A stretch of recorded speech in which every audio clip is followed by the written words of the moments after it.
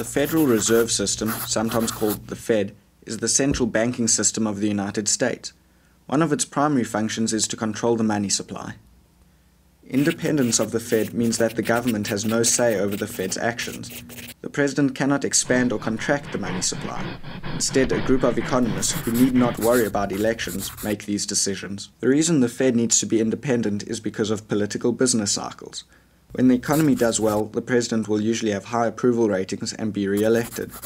If the president has power over the Fed and can control the money supply, he or she can manipulate the economy in preparation for an election.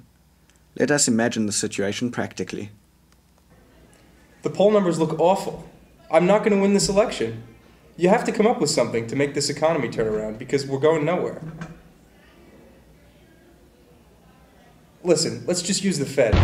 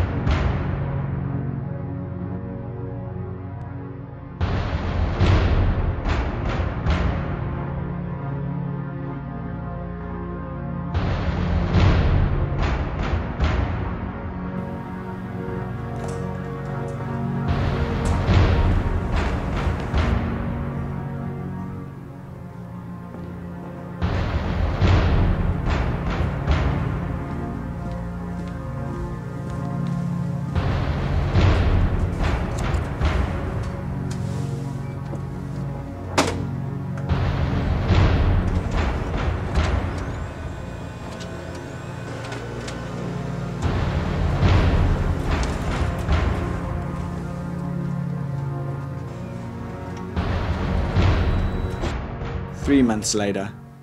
Speaking of awesome, I scanned a $1 bill at the Fed and I got 20. I know, expanding the money supply is just awesome. Oh my god. Are these only $1? I'm totally getting one. Thank you.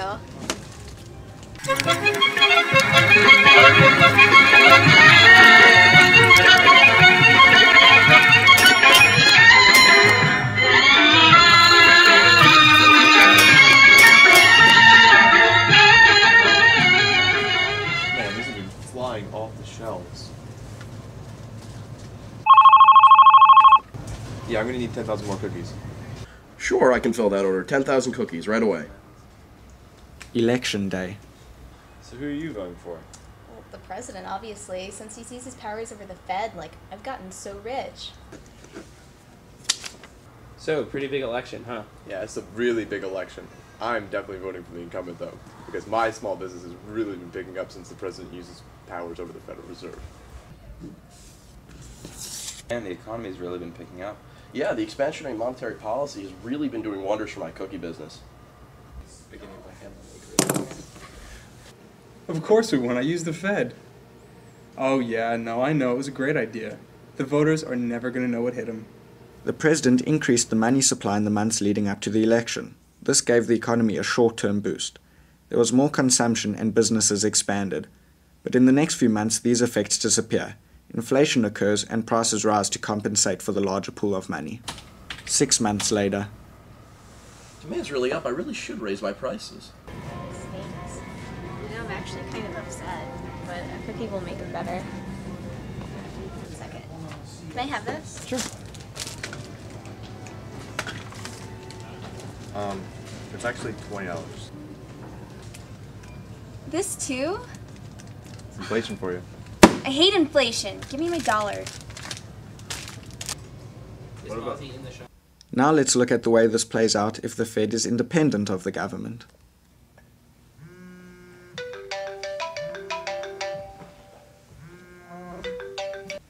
Chairman of the Fed. So Benny, I need a favor.